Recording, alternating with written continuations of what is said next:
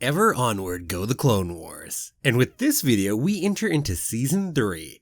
So come with me as I continue to watch through the Clone Wars for the first time.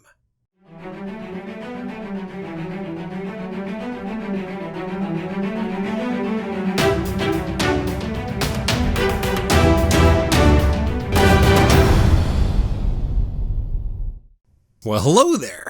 My name's Jeremy and welcome back to Freeform Disney, where I talk about all aspects of Disney, from the animated movies to the theme parks to Star Wars, Marvel, and Pixar, and the TV shows, and everything else in between. And that is why it's Freeform. And keep coming back every day for new daily content. If you're not subscribed yet, don't forget to hit that subscribe button. Well, hello once more. It's time for Season 3. And I won't be mispronouncing Hondo's name anytime soon, as, well, he isn't even in this season, sadly. Well, let's jump on in. So first off, we've got a two-part Corruption on Mandalore set of episodes. So this next one is titled, well, appropriately, Corruption. So we start off with a newsreel saying that Duchess Satine is now an outsider cut off from all the goods, and they've got to use the black market for the goods after they got that neutrality declared back earlier. The weird thing to me that really caught me off guard is she was speaking for 1,500 systems in the Neutral Alliance, so what about those other 1,499 systems? Can't they still trade with all those systems?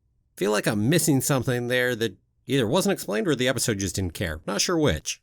Although the tradition of a giant Mandalorian welcome, that was a neat little tradition for foreign officials as Padme is coming in there with Satine. That was fun. Okay, so who are our bad guys in this one? Well, it's all about the corruption, and so we've got some people smuggling goods in, but they're also ripping people off. And what represents evil, corrupt people?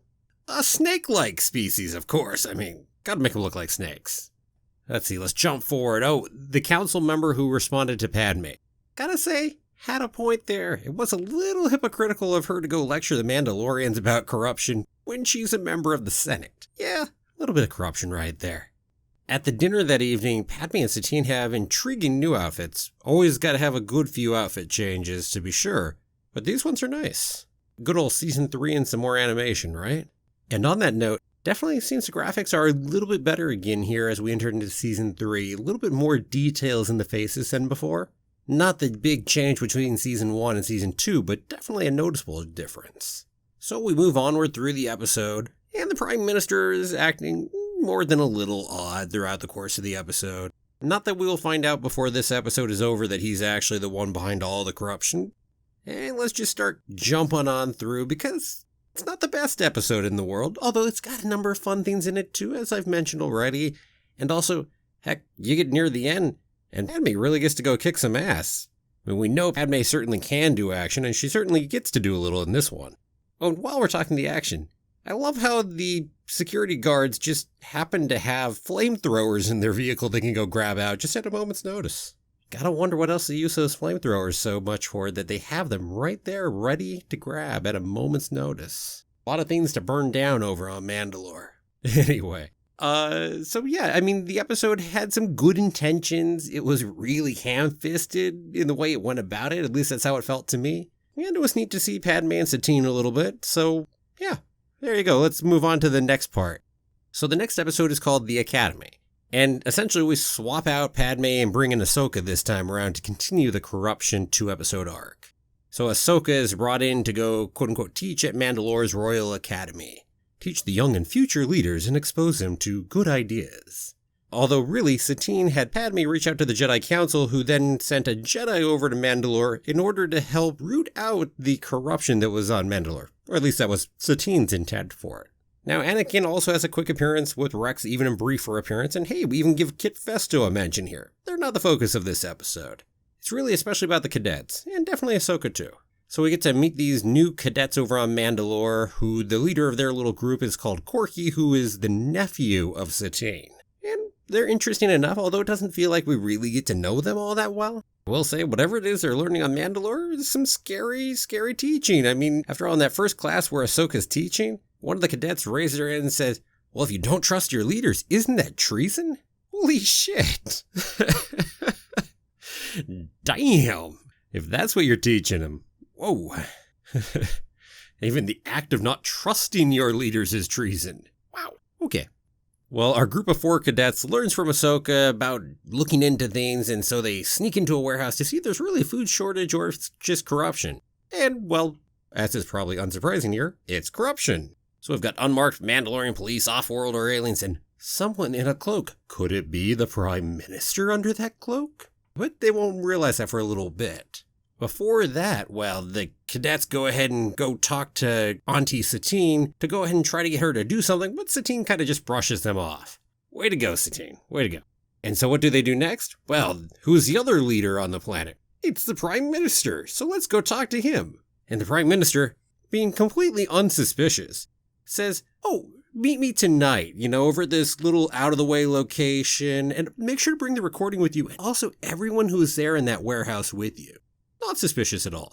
Of course, for all of the people who have been taught that even not trusting your elected officials is treason, well, of course they're going to fall for that. And so they do. But luckily, Ahsoka goes ahead and pops in and saves them all. Yeah.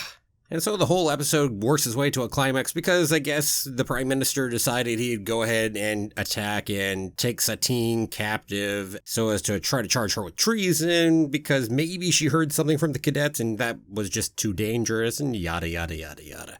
But anyway, you end up in the prison. There's another fun fight between Ahsoka and the rest of them in there. And that was fun. A nice piece on the Jedi mind trick not working. It would make sense that the Mandalorians, especially with their history, and whatever their long history is of fighting with Jedi, that their police are probably trained not to go ahead and be susceptible to Jedi mind tricks. So that one makes a lot of sense. Well, anyway, we solved the corruption on there, the Prime Minister is gone, and it was actually a slightly better episode than the one before it, I think. The cadets and Ahsoka were certainly the highlights of the episode. And I always want to see more of Mandalore, I admit. This wasn't quite what I was looking for, but hey, I suppose it's something more. And hey, it confirms that weird suspicion of the Prime Minister way back at the beginning of the trilogy in Season 2, which I think they put as a bit of a red herring back then, but hey, I guess there was something suspicious about that Prime Minister after all. It was just corruption. It wasn't that he was wanting to go ahead and bring back the old Mandalorian ways and bring in the Separatists. Slightly lesser degree of bad guy-ness. Okay, what's up next? Well, we got Assassin. So this is a Ahsoka Central episode. Ahsoka Central, that is a really weird thing to say as I say it right there. But hey, we're going with it, Ahsoka Central. Well, anyway, Anakin goes off, and then Ahsoka starts having visions while still on Coruscant by herself about someone going to assassinate Padme. I mean, Oris, to be specific. Good old Aura Singh, who we thought was dead. Although, not really, of course. When her ship goes way off into the distance and explodes, you kind of figure she's still alive. So throughout the episode, we get a lot of Ahsoka looking at her visions and seeing more pieces, but never getting a full view of it. She goes ahead and talks with Yoda, and etc., until she ends up going with Padme over to Alderaan where the conference is at. And that's cool. We also get Bail Organa and Mon Mothma in there. And Mon Mothma doesn't really do much of anything. And to be honest, Bail Organa barely does anything either, but it's cool to see them. And we get to see Ahsoka do a job of following her visions and being able to stop an assassination, so that's good. And she foils it while the rest of the security guards pretty much look pretty useless throughout the rest of the episode. And by the end, we find out that, guess what, Zero the Hutt was behind it. Who, by the way, is still in prison on Coruscant, but was able to bribe people to try to get revenge. Which kind of is a little bit of setup for later in the season where we'll care about Zero the Hutt a little bit more than we do right now. One other thought I did have on this episode was it was interesting talking about Padme being saved by Ahsoka following her visions. Well, that could strengthen Anakin's resolve to act on his own visions when you get a little bit later over in Revenge of the Sith. So that was an interesting thought I had right there. Yeah, overall, it was a fine episode. It was decent. Nothing to write home about, though. Okay, on to ARC Troopers.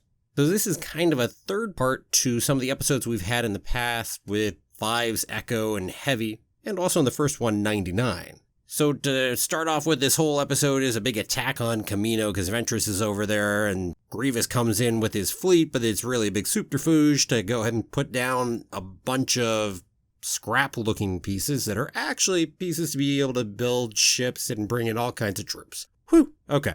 So that's the background we have for getting to go see a little more of Fives and Echo in this time. Because remember, Heavy went ahead and sacrificed himself back at that Moon of Rishi over in the Rookies episode.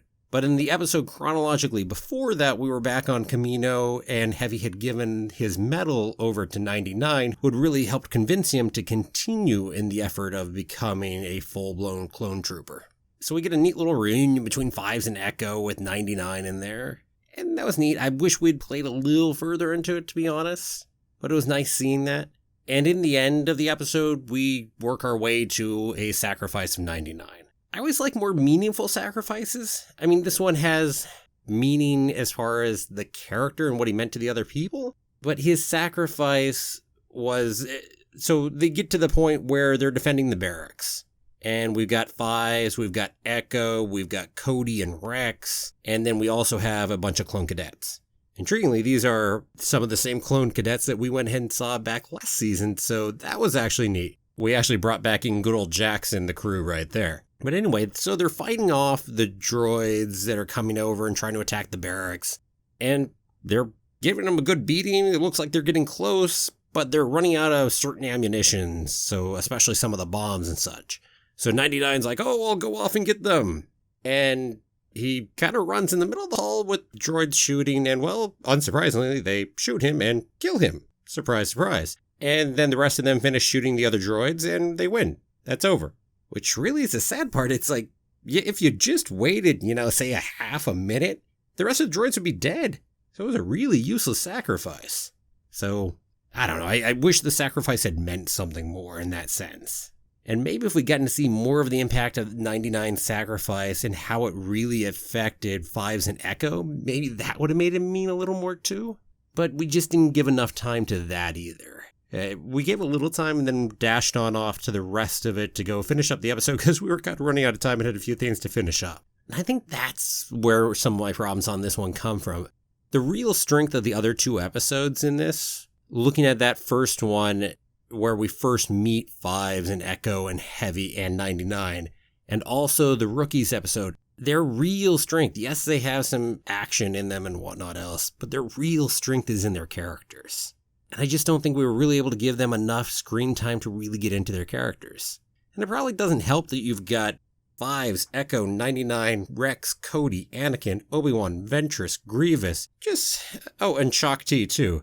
Doesn't help that we have that many people trying to all be on the screen and doesn't give us enough time. Plus, we've got the whole plot of the attack on Kamino. It's a bit of a trick. So all that said, some of the fighting definitely was fun. Some of the action scenes, getting to watch that whole room just have the breeding tubes crash down one on top of another. Some nice graphics in there. Good visuals. And Ventress is always fun to watch. So anyway, yeah, I expected more out of the episode, so I ended up a little disappointed, but it was still a decent episode. Don't get me wrong, I mean, it's better than the two I watched right before this. Okay, next up we got Sphere of Influence. And I enjoyed this one. This is the one we finally brought the Pantorans back. So we got to see Senator Chuchi, and as well we introduced some new Pantorans because we have the new leader who is Baron Papanoida, as well as his son and two daughters. And it's also another Ahsoka episode.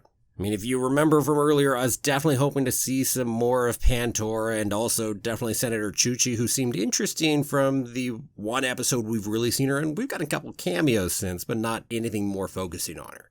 And this episode did well with her, I think. So essentially, the Trade Federation puts together a plot to go kidnap Baron Papanoida's children in order to extort him into joining the Separatists, essentially. So what happens later is we break out into two groups. Ahsoka and Chuchi head over to the actual Trade Federation ship that's blockading Pantora, while Baron Papanoida and his son check out the crime scene, find out that, guess what? Hey, look, it's Greedo who is part of the people that were in the abduction. So off to Tatooine, they head to Dr. Jabba the Hutt. And so we jump between the two sections a little bit as we go, and that works pretty well for keeping the pace going. So in our Tatooine section, well, the good old Baron and his son, they find Greedo, and the Baron proves himself to be pretty decent at negotiating and working through as he's able to get Jabba the Hutt to essentially force Greedo to help him out. And they end up finding where the one daughter is, over in Maz Eisley. Woohoo! Oh, at least we made that daughter somewhat useful, even if the two daughters were both kidnapped the entire episode. Won't go too deep into that, but at least in the end, we do have her pick up a gun after knocking out one of the guards there and being quite useful in the fight. So at least there's that. As for the other one, well, not so useful, it never gets a chance. So over on the Trade Federation ship blockading Pandora, Ahsoka and Chuchi go ahead and find out that, yep, the one daughter is being held there, and they figure out where she is, and Ahsoka then gets to do some Jedi mind tricks, which apparently she hasn't really used them on other people, but she's been practicing, and looks like she's doing quite a good job. I mean, it was fun to watch her do some Jedi mind tricks. But in the end, it's not Ahsoka who wins the day over there, because she gets outnumbered with 2 mini-droids. It's actually Senator Chuchi who saves the day, as Chuchi works with the one Trade Federation person and negotiates her way out, shall we say.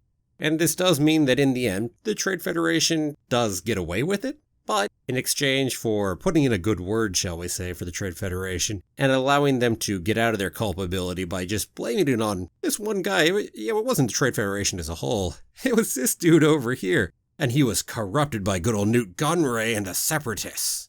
But in exchange, well, the Trade Federation ends their blockade, returns the daughters, and definitely says, oh, you guys are fine with us now. Yeah, we got no problem with Pandora. Yeah, a lot of good old face saving going on right there. And hey, it was a good episode. And my favorite of the season so far for watching it through. Chronologically, I should note. And I really enjoyed our new Pantorans as well, so hopefully we will get to see some more of Pandora here in the future. Okay, now for any of you who are paying attention to what episodes are going on and you happen to remember what episode is next, well, you probably knew this was coming. I've been warned that there are still worse droid episodes ahead. Well, I'm hoping this one right here is the worst of the droid episodes that were still ahead for me. So this one is Evil Plans. It's a big R2-D2 and C-3PO episode. And, well, it's better than Bombad Jedi? I mean, there's that. This is actually a watchable episode. Ah, there you go. This episode acts as a prequel to the Season 1 finale. So chronologically, the Season 1 finale comes next, but that's how weird and out of order the show can get sometimes. So anyway, that's this one, and really the idea is we use this whole thing to show how in the world Cad Bane got the plans for the Senate, which he apparently got from R2. But don't worry, he wiped their memories of the whole incident. That's why they didn't know about it later. Anyway, off the bat, you can tell this is not going to be one of those really good, high-quality episodes. It's not exactly hiding itself from the bat. And I don't think I'll talk too much about this one. I will comment, though, first, Todo 360 is back. I admit to a little confusion here because he got blown up earlier. So how the heck is Todo 360 back? Someone can go ahead and let me know down in the comments what's going on with that. There's probably something outside the show maybe that lets me know, or maybe there's a flashback later. I don't know. I mean, I definitely like Todo, but I thought the bomb was a pretty clear sign that he was dead. So yeah, anyway, I guess it's cool to see him back. One of the most interesting things of the episode was where we had the epilogue and we had the heads of the 5 Hutt families all meeting to approve a plan to get Zero released, because he had a whole bunch of dangerous information on the Hutts. So that part was at least a little interesting, some fun intrigue in getting to see the different Hutts. And, well, yeah. So there we go. Let's just move right along. Okay. So now I finally get to what was actually the Season 1 finale, but chronologically it doesn't come to here. So for me, it's part of Season 3. And this one's Hostage Crisis. So this is what we had that little setup for. Essentially, Cad Bane's going to go seize members of the Senate in order to extort Chancellor Palpatine, not Emperor yet, to extort Chancellor Palpatine into letting Zero go so they can get him out and make sure that Zero doesn't spill the beans on the rest of the Hutts. And so what did I like about the episode? Let's see. Anakin and Padme early on, it was kind of fun a little bit. A little cringy sometimes too, but also fun. And it's our excuse for why the heck Anakin doesn't have his lightsaber later on in this episode. And we set up Anakin to go do a bit of Die Hard inside the Senate building. Although it turns out, not really. It was actually super quick. And he got caught not that far into it, so my suspicion about it being a Die Hard setup, well, I guess I was wrong on that. So once again, we do see that Cad Bane is an outlaw genius. He's able to get into the Senate, lock the whole building down, make it so there's no contact to the outside, capture a bunch of senators, which, dang, you'd think that would be harder than that. Your guys' security is a little lax. Makes you wonder. On the other hand, maybe Palpatine purposely made the security lax. There we go. We'll go with that. Palpatine made it lax so as to make it so the senators would feel more insecure in case somebody eventually attacks. That way they want to prolong the war. I can go with that. We do have a whole bunch of extra unnecessary killing from the bounty hunters because we gotta prove just how evil they are. Heck, we even have Cad Bane murder a senator just because he didn't immediately follow them. Ooh, look how evil. Now, when this episode originally aired, this would have been your introduction to Cad Bane and Aura Singh and as far as the show Clone Wars is concerned. So, yeah, I gotta be honest though. I'm rather happy this wasn't my original introduction to Cad Bane. I thought he was so much more impressive where I originally saw him. That original opening trilogy in Season 2. Far more impressive and more interesting as a character. He was a little more three-dimensional there, too. Suppose some changes between Season 1 in production and Season 2 to some degree. So, yeah. So, let's see. Anything else I have to say about this episode? I mean, it was a pretty straightforward episode when it really came to it. There weren't a whole lot of twists or turns. And we didn't really have any lore. And I'll be honest, I just don't care about Zero the Hutt that much and the whole plot of getting him out of prison to go back to the Hutts. I just don't care that much about Zero and find him a little annoying. I like the rest of the Hutts, though. So let's focus on those Hutts. But anyway, I do suppose this episode might have been more meaningful to me if it really had been that first introduction to Cad Bane and Aura Singh. But I got such better introductions to both of them than this. So, when it comes to it, I think I'm the better off for how I went ahead and hit them. Oh well.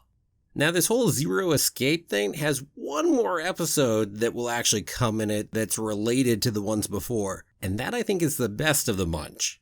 But I'm not going to talk about that right now. We're going to do that next video. So here we are. The beginning of Season 3 was, well, quite a bit weaker than I expected, to be frank, but not to fear. Season 3 is only just getting started, and there are many much better episodes ahead in my opinion.